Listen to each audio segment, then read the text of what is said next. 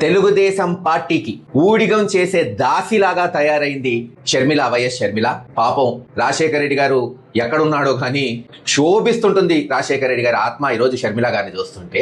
తెలుగుదేశం తందానా అంటే ఈమె దానికి వంత పాడుతుంది. మొన్న పార్లమెంట్ లో జరిగిన ఓటింగ్ లో వైఎస్ఆర్సీపీ పార్టీ స్పష్టంగా చెప్పింది, మహిళా బిల్లుకి మద్దతు ఇస్తాం, అలాగే ఏదైతే డీలిమిటేషన్ దక్షిణాది రాష్ట్రాలకు 50% పెరుగుతుందో ఉన్న పరిస్థితుల్లో అదే మెరుగైందని భావించాం కాబట్టే దానికి సపోర్ట్ ఇచ్చాం. దానికి ఏదో పెద్ద మోడీ చెప్పిందే జగన్మోహన్ రెడ్డి గారు చేస్తాడన్నట్టు ఏదో ఒక రాజకీయ కల్లుబొల్లు. అసలు నేను ఒకటే అడుగుతున్నా ఈరోజు షర్మిల గారిని, అసలు మీకు ఒక అవగాహన ఉందా డీలిమిటేషన్ మీద? అసలు మీరు చట్టం చదివారా? కాన్స్టిట్యూషన్ చదివారా? 2026 తర్వాత డీలిమిటేషన్ జరగబోతుంది సెన్సస్ వచ్చిన తర్వాత. అంటే అది 2027లో జరగచ్చు, 2030లో జరగచ్చు. ఇప్పుడైనా పాపులేషన్ సెన్సస్ ప్రకారం డీలిమిటేషన్ జరిగితే ఆంధ్రప్రదేశ్, తెలంగాణ, తమిళనాడు, కేరళ భారీగా నష్టపోబోతున్నాయి. దాన్ని ఎవరు ఆపలేరు. మళ్ళీ రాజ్యాంగ సవరణ చేస్తే తప్పితే.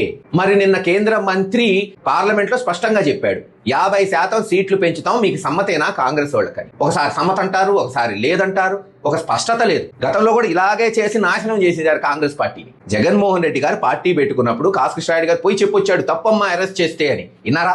శరద్ పవార్ గారు పార్టీ పెట్టుకోలేదా? మమతా బెనర్జీ పార్టీ పెట్టుకోలేదా? అనేక మంది నాయకులు కాంగ్రెస్ లో ఉన్నవాళ్ళు పార్టీ పెట్టుకుని బయటకు పోయారు. ఎందుకు అరెస్ట్ చేసింది కాంగ్రెస్ పార్టీ?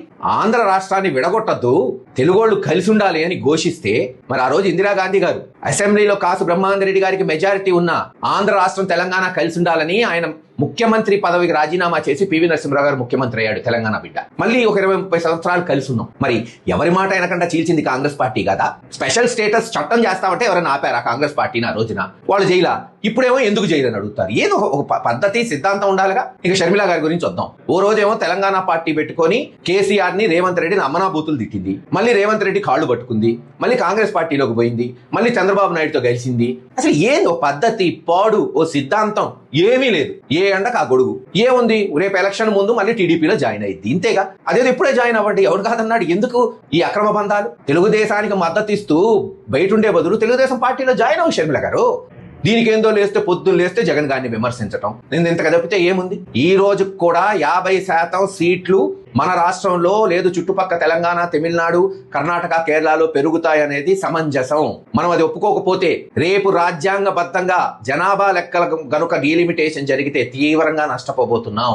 ఇవన్నీ తెలుసుకోకుండా ఏది పడితే అది మాట్లాడితే ఊరుకునేది లేదు. ప్రత్యర్థులు, అది షర్మిల గారు కూడా కావచ్చు, మీరు ఏ భాషలో జగన్మోహన్ రెడ్డి గారిని విమర్శిస్తారో అదే భాషలో ప్రతి విమర్శ ఉంటుంది. తెలుసుకోండి. ఇప్పటికైనా తెలుగుదేశానికి ఊడిగం చేయటం మానేసి చేతనైతే ఎంతో కొంత ఆ కాంగ్రెస్ పార్టీని బలపరచడానికి షర్మిల గారు రాజకీయాలు చేయవలసిందిగా హితవు కోరుతున్నాం.